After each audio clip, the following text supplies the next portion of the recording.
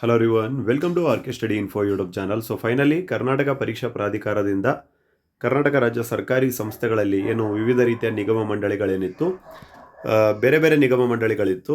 ಬಹಳ ಮುಖ್ಯವಾಗಿ ಕಟ್ಟಡ ನಿರ್ಮಾಣ ಕಾರ್ಮಿಕರ ಕಲ್ಯಾಣ ಮಂಡಳಿ ಅಂತ ನಾವೇನು ಕರಿತೇವೆ. ಸೊ ಈ ಒಂದು ನಿಗಮ ಮಂಡಳಿಯಲ್ಲಿ ಖಾಲಿ ಇದ್ದಂತಹ ಈ welfare officer, field inspector, FDA, SDA ಹಾಗೂ ಈ ಪರ್ಸನಲ್ ಅಸಿಸ್ಟೆಂಟ್, ಈ ರೀತಿಯ ಅನೇಕ ಹುದ್ದೆಗಳಿಗೆ ಏನು ನೋಟಿಫಿಕೇಶನ್ ಆಗಿ ಎಕ್ಸಾಮನ್ನು ನೀವು ಬರೆದಿದ್ರಿ. ಸೊ ಫೈನಲ್ ಸೆಲೆಕ್ಷನ್ ಲೀಸ್ಟ್ ಹಾಗೂ ಕಟ್ ಆಫ್ ಪ್ರಕಟ ಆಗಿದೆ. ಈ ವಿಡಿಯೋದಲ್ಲಿ ಫೈನಲ್ ಸೆಲೆಕ್ಷನ್ ಲೀಸ್ಟ್ ಯಾವ ಥರ ಇದೆ, ಹಾಗೆ ಬಹಳ ಮುಖ್ಯವಾಗಿ ಕಟ್ ಆಫ್, ಓಕೆ, ಯಾವ ಯಾವ ಹುದ್ದೆಗಳಿಗೆ ಎಷ್ಟೆಷ್ಟು ಕಟ್ ಆಫ್ಗಳನ್ನು ಫೈನಲ್ ಮಾಡಲಾಗಿದೆ, ಹಾಗೆ ಎಷ್ಟು ಜನ ಅಭ್ಯರ್ಥಿಗಳು ಪ್ರತಿಯೊಂದು ಹುದ್ದೆಗೆ ಸೆಲೆಕ್ಷನ್ ಆಗಿದ್ದಾರೆ, ಏನೆಲ್ಲ ಸೂಚನೆಗಳನ್ನು ಕೊಟ್ಟಿದ್ದಾರೆ ಪ್ರತಿಯೊಂದು ಹುದ್ದೆಗೆ ಸಂಬಂಧಪಟ್ಟಂತೆ, ಇವೆಲ್ಲವನ್ನು ಈ ವಿಡಿಯೋದಲ್ಲಿ ಬಹಳ ಸಂಕ್ಷಿಪ್ತವಾಗಿ ನಿಮಗೆ ತಿಳಿಸುವಂತಹ ಪ್ರಯತ್ನ ಆಗುತ್ತೆ. Let's begin. ನಮ್ಮ ಚಾನಲ್ನ ಮೊದಲೇವರೆಗೆ ನೋಡ್ತಾ ಇದ್ದರೆ ಸಬ್ಸ್ಕ್ರೈಬ್ ಮಾಡದೆ ನೋಡ್ತಾ ಇದ್ದರೆ ಸಬ್ಸ್ಕ್ರೈಬ್ ಮಾಡ್ಕೊಳ್ಳಿ, ಹಾಗೆ ಬೆಲ್ ಬಟನ್ ಕ್ಲಿಕ್ ಮಾಡಿಕೊಂಡು ಆಲ್ ಎನ್ನುವಂಥ ಆಪ್ಷನ್ನ ಸೆಲೆಕ್ಟ್ ಮಾಡ್ಕೊಳ್ಳಿ. ಬಿಕಾಸ್ ನಾವು ಮಾಡುವ ಪ್ರತಿಯೊಂದು ವಿವಿಧ ನೇಮಕಾತಿಗಳ ಎಲ್ಲ ಉಪಯುಕ್ತ ವಿಡಿಯೋಸ್ಗಳು ನಿಮಗೆ ಬಂದು ರೀಚ್ ಆಗುತ್ತೆ. ಓಕೆ ಫ್ರೆಂಡ್ಸ್, ನೋಡ್ತಾ ಇರ್ಬೋದು, ದಿನಾಂಕ 20/6/2023 ಇದು ನೋಟಿಫಿಕೇಷನ್ ಆಗಿತ್ತು. 2023 ಜೂನ್ನಲ್ಲಿ ನೋಟಿಫಿಕೇಷನ್ ಆಗಿತ್ತು.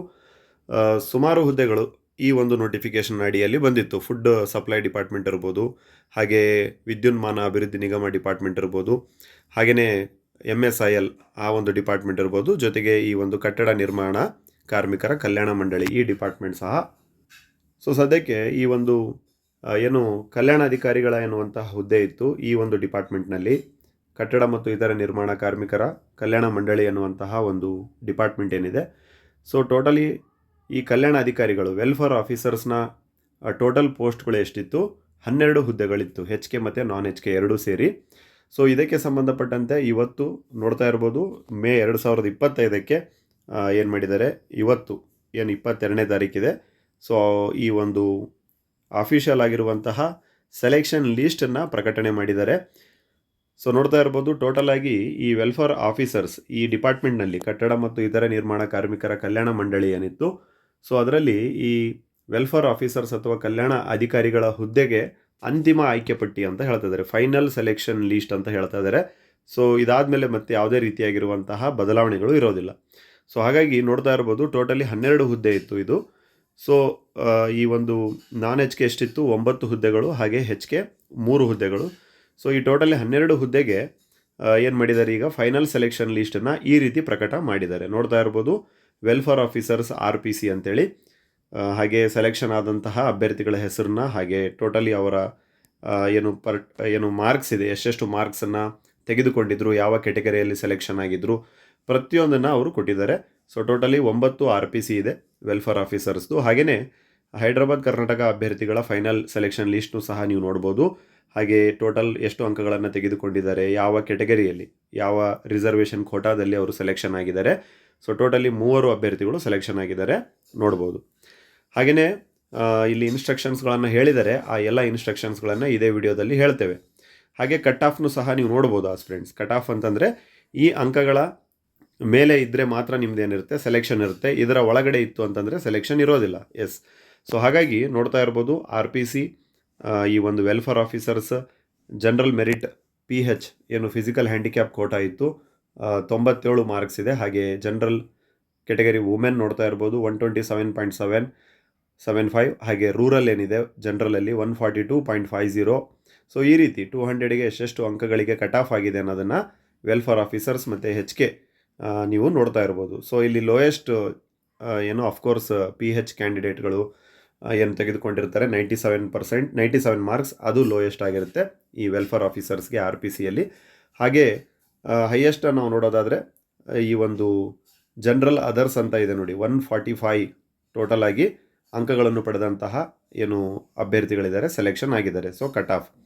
ಹಾಗೆಯೇ SC ಅದರ್ಸ್ ನೋಡ್ತಾ ಇರ್ಬೋದು 138.50 ಇದೆ. ಹಾಗೆ SC ವುಮೆನ್ ಸಹ ನೋಡ್ಬೋದು. ಪ್ರತಿಯೊಂದು ಹುದ್ದೆದು ಇದೆ, ನೀವು ನೋಡ್ಕೊಳ್ಳಿ.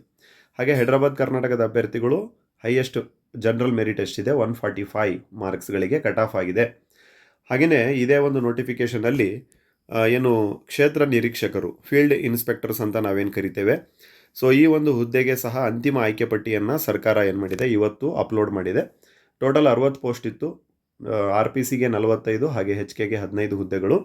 ಸೊ ನೋಡ್ತಾ ಇರ್ಬೋದು ಯಾರೆಲ್ಲ ಅಭ್ಯರ್ಥಿಗಳು ಸೆಲೆಕ್ಷನ್ ಆಗಿದ್ದಾರೆ, ಹಾಗೆಯೇ ಅವರ ಒಂದು ರಿಸರ್ವೇಷನ್ ಯಾವುದು, ಹಾಗೆಯೇ ಯಾವ ಒಂದು ಕೋಟಾದ ಅಡಿಯಲ್ಲಿ ಸೆಲೆಕ್ಷನ್ ಆಗಿದ್ದಾರೆ, ಟೋಟಲ್ ಅಂಕಗಳನ್ನು ಎಷ್ಟು ಪಡ್ಕೊಂಡಿದ್ದಾರೆ 200ಗೆ, ಪ್ರತಿಯೊಂದನ್ನು ಅವರು ಇಲ್ಲಿ ಕೊಟ್ಟಿದ್ದಾರೆ, ನೋಡ್ಕೊಳ್ಳಿ. ಸೊ ಈ ಡೀಟೇಲ್ ಆಗಿರುವಂಥ PDF ನಮ್ಮ ಟೆಲಿಗ್ರಾಮಲ್ಲಿ ಪೋಸ್ಟ್ ಮಾಡಿರ್ತೇವೆ ಇವತ್ತಿನ ಡೇಟ್ಗೆ 22 ಮೇ 2025ಕ್ಕೆ. ನೀವೇನು ಮಾಡ್ಬೋದು, ಟೆಲಿಗ್ರಾಮ್ ಲಿಂಕ್ ಇದೇ ವಿಡಿಯೋದ ಡಿಸ್ಕ್ರಿಪ್ಷನಲ್ಲಿ ಕೊಟ್ಟಿರ್ತೇವೆ, ಕ್ಲಿಕ್ ಮಾಡಿಕೊಂಡು ನೋಡ್ಕೋಬೋದು ಆಸ್ಪಿರೆಂಟ್ಸ್. ಹಾಗೆಯೇ ಫೀಲ್ಡ್ ಇನ್ಸ್ಪೆಕ್ಟರ್ ಹೈದರಾಬಾದ್ ಕರ್ನಾಟಕ ನೋಡ್ತಾ ಇರ್ಬೋದು ಯಾರ್ಯಾರೆಲ್ಲ ಅಭ್ಯರ್ಥಿಗಳು ಸೆಲೆಕ್ಷನ್ ಆಗಿದ್ದಾರೆ ಪ್ರತಿಯೊಂದು ಅಂಥೇಳಿ. ಸೊ ಟೋಟಲ್ ಆಗಿ 15 ಅಭ್ಯರ್ಥಿಗಳು ಈ ಫೀಲ್ಡ್ ಇನ್ಸ್ಪೆಕ್ಟರ್ HKಯಲ್ಲಿ ಸೆಲೆಕ್ಷನ್ ಆಗಿದ್ದಾರೆ. ಹಾಗೆ ಇನ್ಸ್ಟ್ರಕ್ಷನ್ಸ್ ಕೊಟ್ಟಿದ್ದಾರೆ, ಅದನ್ನು ಈ ವಿಡಿಯೋದ ಎಂಡಲ್ಲಿ ನಿಮಗೆ ಹೇಳುವಂಥ ಪ್ರಯತ್ನ ಆಗುತ್ತೆ, ನೆಕ್ಸ್ಟ್ ಏನೆಲ್ಲ ಪ್ರೊಸೀಜರ್ಸ್ಗಳು ಇರ್ತವೆ ಅಂಥೇಳಿ. ಹಾಗೆ ಕಟ್ ಆಫ್ ಸಹ ನೋಡ್ಬೋದು ನೀವು, ಯಾವ ಥರ ಈ ಒಂದು ಫೀಲ್ಡ್ ಇನ್ಸ್ಪೆಕ್ಟರ್ ಕ್ಷೇತ್ರ ನಿರೀಕ್ಷಕರು RPC ಹೈದರಾಬಾದ್ ಕರ್ನಾಟಕ ಎರಡರದ್ದು ಕಟ್ ಆಫ್ನ ನೋಡ್ಬೋದು ಆಸ್ಪಿರೆಂಟ್ಸ್. ಹಾಗೆಯೇ ಇದೇ ಒಂದು ನೋಟಿಫಿಕೇಷನ್ ಅಡಿಯಲ್ಲಿ FDA ಹುದ್ದೆಗಳಿಗೆ ಅಧಿಸೂಚನೆ ಆಗಿತ್ತು. 12 ಪೋಸ್ಟ್ಗಳಿತ್ತು, 8 RPC ಮತ್ತು 4 HK. ಸೊ ನೋಡ್ತಾ ಇರ್ಬೋದು ಯಾರೆಲ್ಲ ಸೆಲೆಕ್ಷನ್ ಆಗಿದ್ದಾರೆ, ಹಾಗೆ ಎಷ್ಟು ಮಾರ್ಕ್ಸ್ ತೆಗೆದುಕೊಂಡು ಯಾವ ಕೆಟಗರಿಯಲ್ಲಿ ಸೆಲೆಕ್ಷನ್ ಆಗಿದ್ದಾರೆ ಪ್ರತಿಯೊಂದನ್ನು ಅವರು ಕೊಟ್ಟಿದ್ದಾರೆ. ಹಾಗೆಯೇ ಕಟ್ ಆಫ್ ಸಹ ನೀವು ನೋಡ್ಬೋದು ಆಸ್ಪಿರೆಂಟ್ಸ್. ಹಾಗೆಯೇ SDA ಹುದ್ದೆಗೆ ಸಂಬಂಧಪಟ್ಟಂತೆ ಟೋಟಲಿ 100 ಪೋಸ್ಟ್ಗಳಿತ್ತು. ಈ ಒಂದು ಪೋಸ್ಟ್ ಜಾಸ್ತಿ ಇತ್ತು ನೋಡಿ. ಉಳಿಕೆ ಮೂಲವೃಂದ 64 ಪೋಸ್ಟ್ಗಳಿದ್ದರೆ ಹೈದರಾಬಾದ್ ಕರ್ನಾಟಕ ಎಷ್ಟಿತ್ತು, 36 ಹುದ್ದೆಗಳಿತ್ತು. ಸೊ ಯಾರ್ಯಾರೆಲ್ಲ ಈ ಒಂದು ಹುದ್ದೆಗೆ ಸೆಲೆಕ್ಷನ್ ಆಗಿದ್ದಾರೆ ಅವರ ಹೆಸರುಗಳಾಗಿರ್ಬೋದು, ಯಾವ ಕೆಟಗರಿಯಲ್ಲಿ ಅಥವಾ ಯಾವ ರಿಸರ್ವೇಷನ್ ಅಡಿಯಲ್ಲಿ ಎಷ್ಟು ಮಾರ್ಕ್ಸ್ನ ತೆಗೆದುಕೊಂಡಿದ್ದಾರೆ ಪ್ರತಿಯೊಂದನ್ನು ನೀವು ನೋಡ್ಬೋದು. ಹಾಗೆ ಈ ಒಂದು ಹುದ್ದೆ SDA ಹುದ್ದೆಯ ಕಟ್ ಆಫ್ನು ಸಹ ಇವರು ಪ್ರಕಟ ಮಾಡಿದ್ದಾರೆ, ನೋಡ್ಕೊಳ್ಳಿ. ಹಾಗೆಯೇ ಈ ಒಂದು ಸೆಲೆಕ್ಷನ್ ಲೀಸ್ಟ್ ಏನು ಬಂದಿದೆ, ಇದಾದ ಮೇಲೆ ಏನೆಲ್ಲ ಸೂಚನೆಗಳನ್ನು ಅವರು ಕೊಟ್ಟಿದ್ದಾರೆ ಅನ್ನೋದನ್ನು ಹೇಳ್ತೇವೆ ನೋಡಿ. ಸೊ ಫಸ್ಟ್ ಆಫ್ ಆಲ್ ಇಲ್ಲಿ ಹೇಳ್ತಾ ಇದ್ದಾರೆ, ತಾತ್ಕಾಲಿಕ ಆಯ್ಕೆ ಪಟ್ಟಿಯನ್ನು ಪ್ರಕಟ ಮಾಡಿದರು. ಐ ಥಿಂಕ್ ಇದೇ ವರ್ಷ ಫೆಬ್ರವರಿಯಲ್ಲಿ ಏನು ಪ್ರಕಟ ಮಾಡಿದರು. ಸೊ ಹೆಚ್ಚು ಹುದ್ದೆಗಳಿಗೆ ಆಯ್ಕೆಯಾಗಿರುವ ಅಭ್ಯರ್ಥಿಗಳು ತಮ್ಮ ಆದ್ಯತೆ ಹಾಗೂ ಈಗಾಗಲೇ ಬೇರೆ ಹುದ್ದೆಗಳಿಗೆ ಅಥವಾ ಇಲಾಖೆಗಳಲ್ಲಿ ಕೆಲಸ ಮಾಡುತ್ತಿರುವ ಅಭ್ಯರ್ಥಿಗಳು ತಮ್ಮ ಹುದ್ದೆಯನ್ನು ತ್ಯಜಿಸಲು ಇಚ್ಛಿಸುವವರು ಮಂಡಳಿಗೆ ಲಿಖಿತ ರೂಪದಲ್ಲಿ ಮನವಿ ಸಲ್ಲಿಸಲು ತಿಳಿಸಲಾಗಿತ್ತು. ಅದರಂತೆ ತಮ್ಮ ಹುದ್ದೆ ಆದ್ಯತೆ ಅಥವಾ ತ್ಯಜಿಸಲು ಇಚ್ಛಿಸಿರುವ ಅಭ್ಯರ್ಥಿಗಳು ಮಂಡಳಿಗೆ ನೀಡಿರುವ ಮನವಿಗಳನ್ನು ಪರಿಗಣಿಸಿ ನಾವೇನು ಮಾಡಿದ್ದೇವೆ, ಈಗ ಅಂತಿಮ ಆಯ್ಕೆ ಪಟ್ಟಿಯನ್ನು ರೆಡಿ ಮಾಡಿದ್ದೇವೆ ಅಂತ ಹೇಳ್ತಿದ್ದಾರೆ. ಅಂದರೆ ಸಪೋಸ್ ಒಬ್ಬ ಅಭ್ಯರ್ಥಿ ವೆಲ್ಫೇರ್ ಆಫೀಸರ್ಸಿಗೂ ಸೆಲೆಕ್ಷನ್ ಆಗಿರ್ಬೋದು, ಫೀಲ್ಡ್ ಇನ್ಸ್ಪೆಕ್ಟ್ರಿಗೂ ಆಗಿರ್ಬೋದು, ಅಥವಾ ಈ ಫೀಲ್ಡ್ ಇನ್ಸ್ಪೆಕ್ಟರ್ಗೆ FDA ಈ ಥರ ಏನು ಓವರ್ಲ್ಯಾಪ್ ಆಗಿರ್ತಾರೆ. ಸೊ ಅಂತಹ ಅಭ್ಯರ್ಥಿಗಳು ಏನು ಮಾಡಿದಾರಂತೆ, ಅವರಿಗೆ ಆಕ್ಷೇಪಣೆ ಟೈಮಲ್ಲಿ ಹೇಳಿದರು ದ್ಯಾಟ್ ಲಿಖಿತ ರೂಪದಲ್ಲಿ ಕೊಡಬೇಕು ಅಂತ ಹೇಳಿದರು. ಓಕೆ, ರಿಟರ್ನಲ್ಲಿ ಕೊಡಬೇಕು ಅಂತ ಹೇಳಿದರು ಡಿಪಾರ್ಟ್ಮೆಂಟ್ಗೆ, ಈ ಒಂದು ಮಂಡಳಿ ಏನಿದೆ ಅದಕ್ಕೆ, ದ್ಯಾಟ್ ಯಾವುದಾದ್ರೂ ಒಂದು ಹುದ್ದೆಯನ್ನು ಅವರು ಸೆಲೆಕ್ಷನ್ ಮಾಡಿಕೊಂಡು ಆ ಒಂದು ಮಂಡಳಿಗೆ ಕೊಡಬೇಕು, ಸೊ ದ್ಯಾಟ್ ನೆಕ್ಸ್ಟ್ ಇರುವಂಥ ಅಭ್ಯರ್ಥಿಗಳಿಗೆ ಅವಕಾಶ ಆಗುತ್ತೆ ಅಂಥೇಳಿ. ಸೊ ಅದನ್ನು ಯಾವಾಗ ಅಭ್ಯರ್ಥಿಗಳು ಬರೆದು ಕೊಟ್ಟಿದ್ದಾರೆ, ಆ ಒಂದು ಮನವಿ ಏನಿತ್ತು ಅದನ್ನು ಗಮನದಲ್ಲಿಟ್ಕೊಂಡು, ಜೊತೆಗೆ ಆದ್ಯತೆ ಇರ್ಬೋದು, ಪ್ರಿಫರೆನ್ಸ್ ಇರ್ಬೋದು, ಯಾವ ಹುದ್ದೆಯನ್ನು ಬಿಡಬೇಕು ಅಂತಿತ್ತು ಅದನ್ನೆಲ್ಲ ನೋಡಿಕೊಂಡು ಅಭ್ಯರ್ಥಿಗಳು ಮಂಡಳಿಗೆ ನೀಡಿರುವಂತಹ ಒಂದು ರಿಕ್ವೆಸ್ಟ್ ಅಥವಾ ಏನು ಮನವಿ ಅಂತ ನಾವೇನು ಹೇಳ್ತೇವೆ ಅದನ್ನು ನಾವು ಪರಿಗಣಿಸಿನೇ ಈ ಒಂದು ಅಂತಿಮ ಆಯ್ಕೆ ಪಟ್ಟಿಯನ್ನು, ಫೈನಲ್ ಸೆಲೆಕ್ಷನ್ ಲೀಸ್ಟನ್ನು ಪ್ರಕಟ ಮಾಡಿದ್ದೇವೆ ಅಂತೇಳಿ ಹೇಳ್ತಾ ಇದ್ದಾರೆ.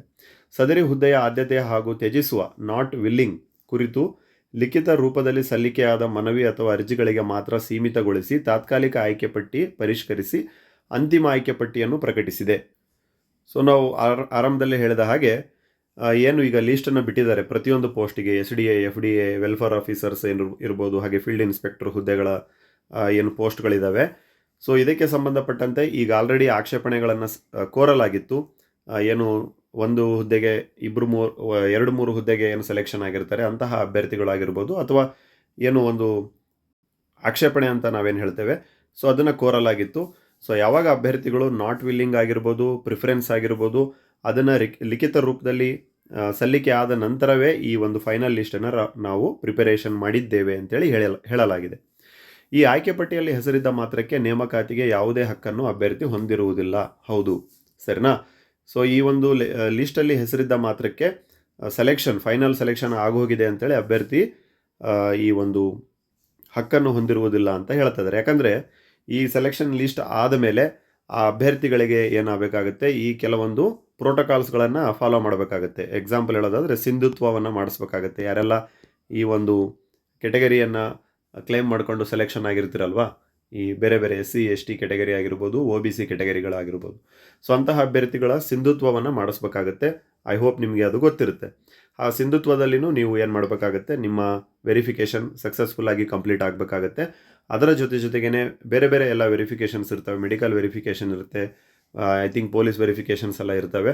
ಅದನ್ನೆಲ್ಲ ನೀವು ಕ್ವಾಲಿಫೈ ಮಾಡ್ಕೊಂಡ ತಕ್ಷಣವೇ ಇವೆಲ್ಲ ಕ್ವಾಲಿಫೈ ಮಾಡ್ಕೊಂಡು ಆದಮೇಲೆ ನಿಮಗೆ ಏನು ಸಿಗುತ್ತೆ, ಈ ಒಂದು ಹಕ್ಕು ಅಥವಾ ಏನು ಸೆಲೆಕ್ಷನ್ ಆಗುವಂಥ ಹಕ್ಕು ನಿಮಗೆ ಸಿಗುತ್ತೆ. ಜೊತೆಗೆ ಏನು ಈ ಸೆಲೆಕ್ಷನ್ ಲಿಸ್ಟ್ ಇದೆ, ನ್ಯಾಯಾಲಯಗಳು ಮತ್ತು ಸಕ್ಷಮ ಪ್ರಾಧಿಕಾರಿಗಳು ಅಥವಾ ಸರ್ಕಾರ ಇರ್ಬೋದು, ಕಾಲಕಾಲಕ್ಕೆ ನೀಡುವಂತಹ ತೀರ್ಪಿಗೆ ಆದೇಶಕ್ಕೆ ಒಳಪಟ್ಟಿರುತ್ತದೆ ಅಂತೇಳಿ ಹೇಳ್ತಾ ಇದ್ದಾರೆ. ಸೊ ಹಾಗಾಗಿ ಆಸ್ಪಿರೆಂಟ್ಸ್, ಸದ್ಯಕ್ಕೆ ಇದರಲ್ಲಿ ಯಾರ್ಯಾರ್ದೆಲ್ಲ ಹೆಸರಿದೆ ನಿಮಗೆಲ್ಲ wish you all the best, ಹಾಗೆ ಕಂಗ್ರ್ಯಾಚುಲೇಷನ್ಸ್ ನಿಮಗೆ.